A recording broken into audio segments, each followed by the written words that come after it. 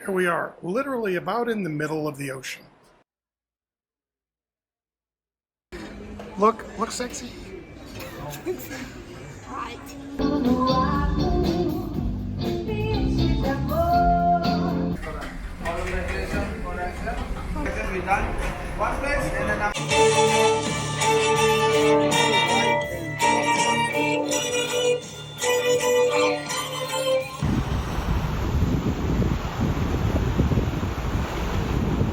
Okay, Norwegian Ice Bar. If you think you've seen it all at sea, you've seen nothing. And that is Morocco. Out in the distance. Huh? My name is David Carrier. I'm a passionate entrepreneur who founded a business in 2007 with a multi-million-dollar exit in 2021.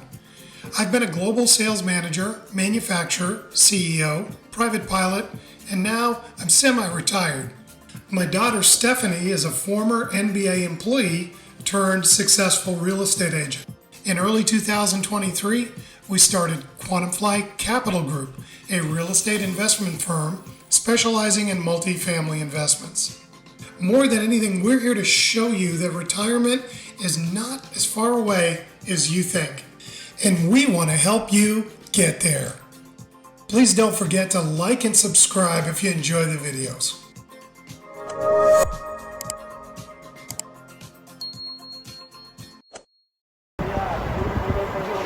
Okay, made it to the ship.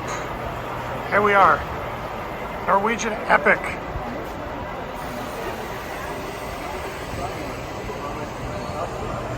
She's good size.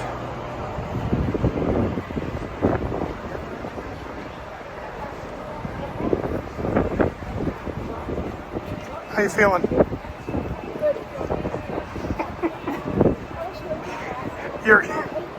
That's your typical response. Good. Okay, so far we are now on the Epic for our first official evening. My comments, because I've heard this a lot in other YouTube videos, is number one, if you are staying in the aft part of the ship, and we are deck 14 aft, we're just next to the spa. Every time they fire up the maneuvering thrusters, you feel it right through these cabins. So my recommendation would be do what we did last time and didn't learn from. Midship is the place to be. There's not as much machinery there generally. Everything seems to be in the back of the boat.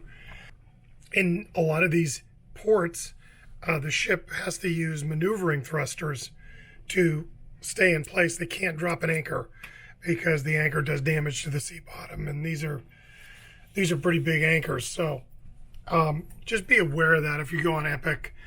This is only day one. We're really trying to get used to this ship. It is a totally different layout than most Norwegian cruise ships.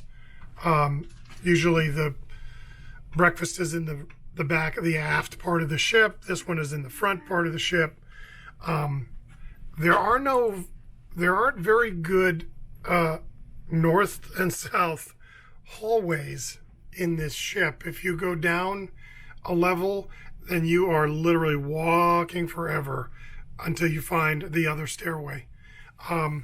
So invariably we have to go up top, and if it's chilly or we're not dressed for it, you're literally walking out on the deck. It's the only way from the aft part of the ship to the forward part to go eat.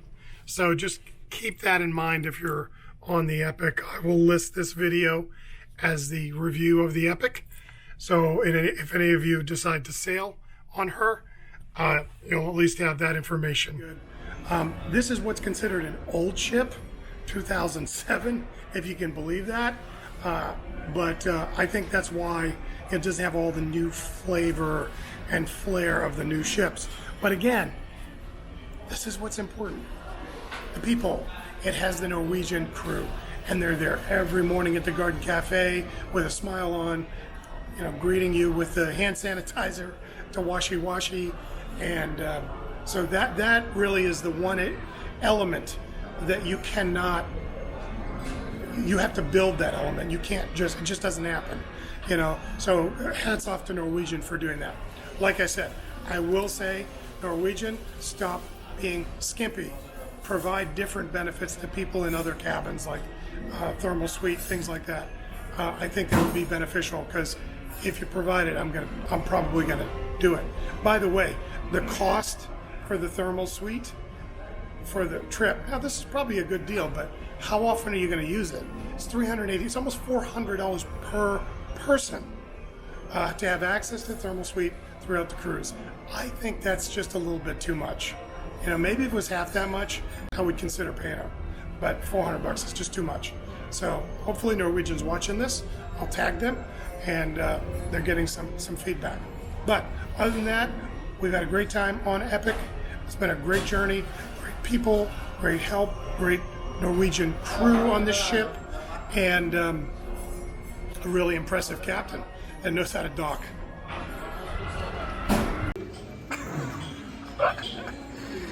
Look sexy. Right.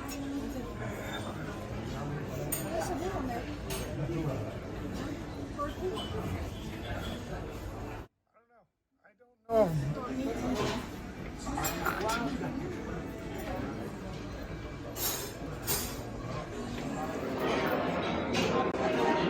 Woo-wee!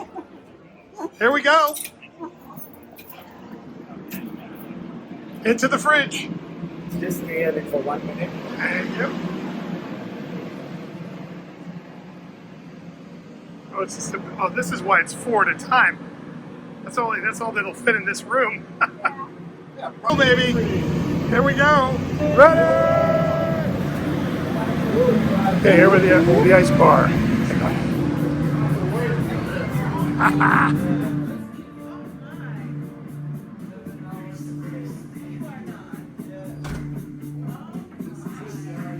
Oh, he's built for it. Got the hat. There you go.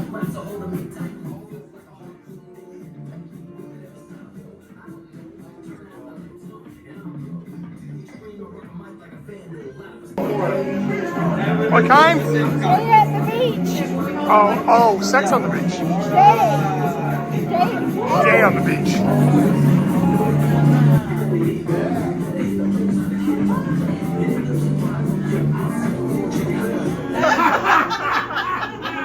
So my guy explained already, you have complimentary cocktail, 25 to 30 minutes. Let me know which one you like. Yeah. And just be careful only with the glass because kind of slippery everywhere. The bar is made with ice, tables, chairs. Yes. Okay, Norwegian Ice Bar. If you think you've seen it all at sea, you've seen nothing. This place is crazy. Minus 70 Celsius, which is why we're in these ridiculous looking ponchos. And what is my drink? Oh, a little bit of vodka. Oh, you got a pre-mixed. I thought you were going to do something with the bottles. It's an intimate little event.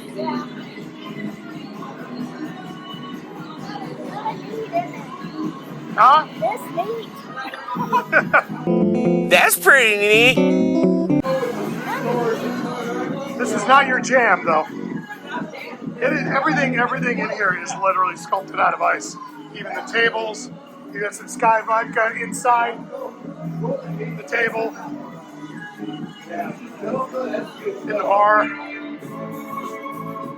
There you go. Okay, so now we've been on Epic for a little over a week, having stopped at all the ports in Europe on our Trans-Alantic Cruise back home, back to Florida. And I've seen a lot of reviews about Epic on YouTube, so I decided I would do my own review. And first of all, let me just say that most of the reviews you hear, I think, are pretty doggone accurate. I can only speak from my position, particularly where we are in the ship. Those who have been in the aft part of the ship, we are all the way back right next to the Mandarin Spa, pretty far back. It's to the rear stairs of the ship, so it's aft, in the aft part of the ship. And one thing we have noticed throughout this cruise is the vibration. This is a very shaky ship. This is not an azipod ship. If you know what azipods are, they're basically a little 360-degree propeller module that sits under the ship. It allows the ship to be very, very versatile and modular, what's the word I'm looking for, agile in port, to kind of move around. Having said that, this captain has done a phenomenal job with just thrusters and propellers, bringing us into port really, really perfectly. In fact, yesterday coming into the Azores, he sort of swung the ship around 180 degrees and then pushed the back end beyond the breakwater. And I mean, I got pictures. It was close. It was pretty close. So yeah, that's the first thing that we noticed. So if you're not good at sleeping when there's a little bit of rumbling or shake, you're going to get that. The other thing too is what is available on the newer ships. I don't know whether or not it's available on this ship. I know these go way back, are the stabilizing fins. This ship seems to like to nod longitudinally, in other words, from bow to stern. It likes to do this. So you get quite a bit of that under really not heavy seas. But the one element that literally you can't take out of the ship, the servers themselves. Norwegian continues to be, in my opinion, the best ship for personnel. These people have been incredible. They're there on the spot when you're at the pool deck or you're sitting down for a drink. You don't have to battle other passengers for a bartender at the bar. So from that perspective, I can't say enough good things about the Norwegian staff. They have been nothing short of amazing on this cruise. I'm standing here outside of Wasabi mainly because this is a dead end here, but people keep walking up in front of me and going, oops. So this side of the ship was sort of a quiet place to, good view with the chandelier here in the center. This is a different layout. If you're accustomed to sailing Norwegian ships, this ship is a little different. Most of the main dining room itself, the Manhattan room, is all the way to the aft of the ship, so it overlooks the back. In fact, we had a great dinner last night, Debbie and I looking aft as we left the Azores, the very, very rainy, wet Azores. Don't forget to check out that video here that I'll post in this when I post this video. Very little rainy, but very cool. I mean, when are you ever going to get to the middle of the Atlantic again? And this island is right in the middle of the Atlantic. So, getting back to the ship, I'm not a big fan of the Epic, design-wise. Like I said, the main dining room is in the aft part of the ship, and then that means that the Garden Cafe, the place you normally go for the buffet, is at the extreme front side of the ship. The venue that you were just in, the venue that you're in now, and if you've seen the acts in the headliners, all of those venues. So this is our main theater. It's the biggest one that we have on board. It seats 660 people total. The one you were just in, the Spiegel tent, the theater in the round, that is up to 200 people. Headliners is 350 people. That's where all the comedians are. And then the one that's the people's favorite is the smallest one. It's the Cavern Club on the other end where the Beatles perform. So the reason why we have all these different venues is to give everybody a different experience every time you see a different act. So if you have the chance, which I suggest you do, try and see all the acts in all the different places that you can, because it's a whole different vibe seeing them in the different. Right side, the fun part, the bar. Left side is that's where the stage manager and the lighting technician sit. So if you've been to the shows, you see that nobody's allowed to stand in front of them, so that they can always have a clear line of sight for the safety of all the performers on stage. In the middle of the theater, the guy that's sitting there, that is the sound technician. He's there so that he can get the best range of sound. He can adjust everything. He's right there in the middle of the mix.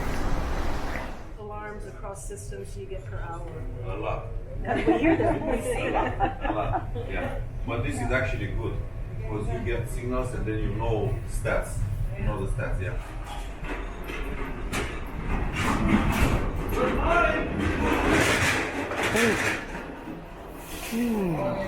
Oh, bread. They're making bread. Alright, smell good. Mmm. Okay guys, welcome to the bakery. This is our first station, the biggest one. Now we do production to all the outlet, including the automatic. Okay? All the preparation for the one place and then after. You just don't get the other. On the product, we put press on board. Starting from outside, you can see the one in the back, we are almost 700 to 800 pounds a day. About 1 of the flour. Okay. All our machine. Right, okay guys, welcome to the pastry. The second station bigger than bakery because we do all the production. Include the Okay. All of the production also ready. We include all the order. Include for the production. We have 25 crew members in our pastry and 3 people in the night shift. So the night shift will do all the basic production, all the small. You can see like more pastry, more sugar. Just like okay, Madam Kesa, she's the one driving all the sweet. That's huge. Maybe to really appreciate the food. Because they work so hard to keep it, clean and fresh.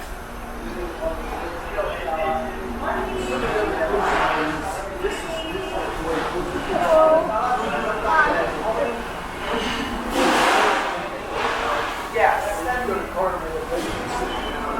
So Whoa. Man, this is huge. 1,700.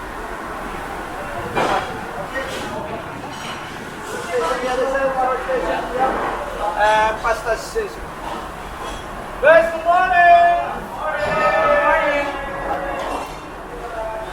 laundry.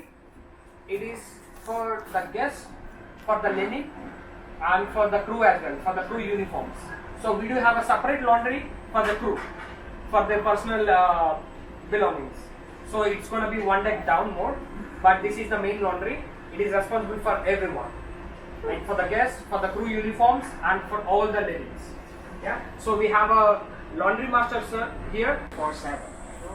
All in all, you are 23 working in the main laundry, including me, 10 working in the night shift, and 13 working in the day shift. So to start off, ladies and gentlemen, all of us during embarkation time, like Port Canaveral or City Bastia, all of us will go upstairs from deck 17 to deck 8 to collect all the soiled linens in the blue bag. We put it in the blue bag around 10 kilos, 8 to 10 kilos above. And then we drop it from deck 17 up to here in deck 3, as you can see behind us. Now everyone. Now this is my stage, so I can be able to. There you go. I put shirts for that, okay? So ladies and gentlemen, as I told you, that is our monitor. I hope you can see everyone. This is our monitor. You can go closer here so you okay. can have a look in it. This is the monitor. We call it a tunnel machine. It looks like a ship. There's a forward and up. We load in the forward about 25 kilograms or lower than that, 22 if it's wet. And basically this all the compartments have a sensor individually. Meaning if we load this tablecloth and then we followed by towels, we clean up the unit specially. The sensor will detect that. That's the sensor, every compartment. Now, if somebody spent wash.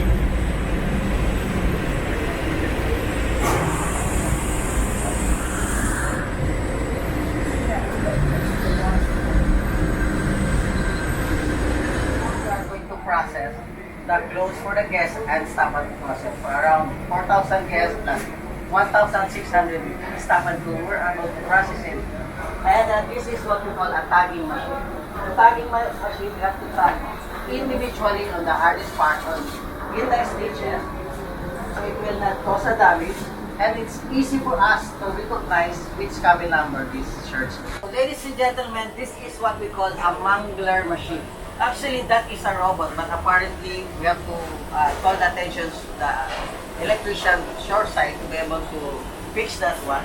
But anyway, if it's a robot, there is 3 clamps. The clamps by itself pick up the linen and move towards left to the right, goes inside.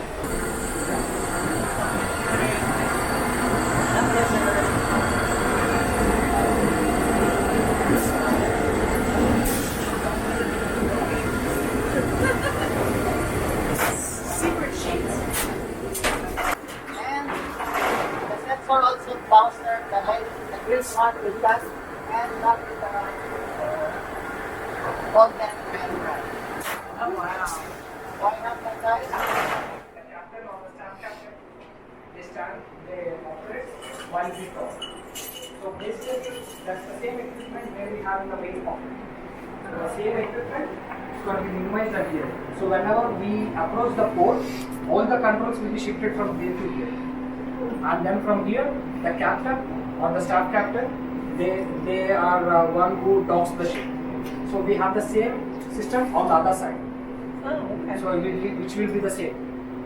So now all the controls is shifted to there, and as you see, there will be 3 persons manning this bridge all the time, 24/7. So one is the watch keeper. All right, a little bit about transatlantic cruising. Don't expect transatlantic cruising to be about go, go, go, go every day, because really, that's not what it's about. You're probably going to be disappointed if you think, every day is going to be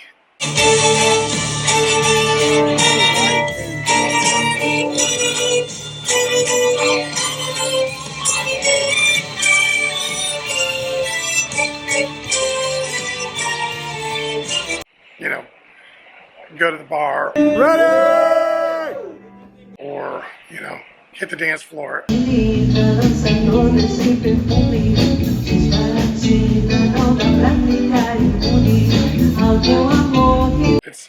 To me, it's more about just, taking it easy, relaxing, enjoying the ship, enjoying your time.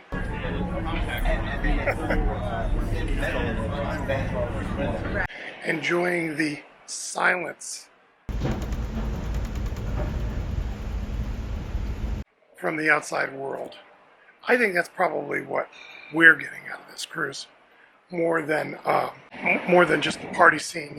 It's just about kind of spending some time together, just powering down, just relaxing. No phones ringing.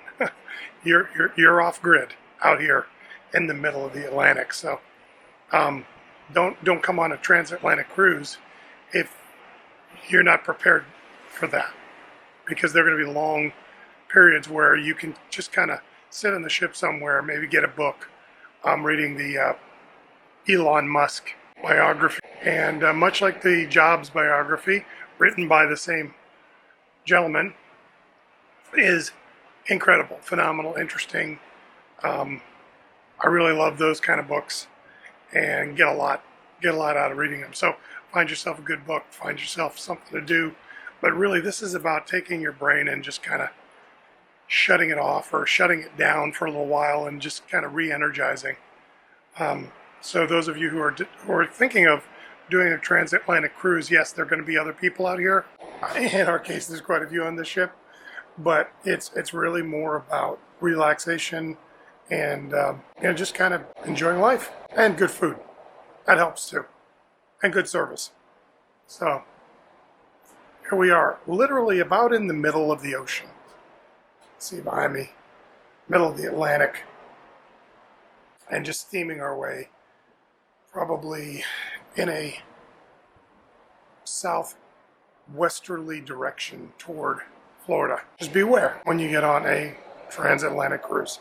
Hey, if you like this, don't forget to like and subscribe, and hit the bell if you want to see any more videos downloaded.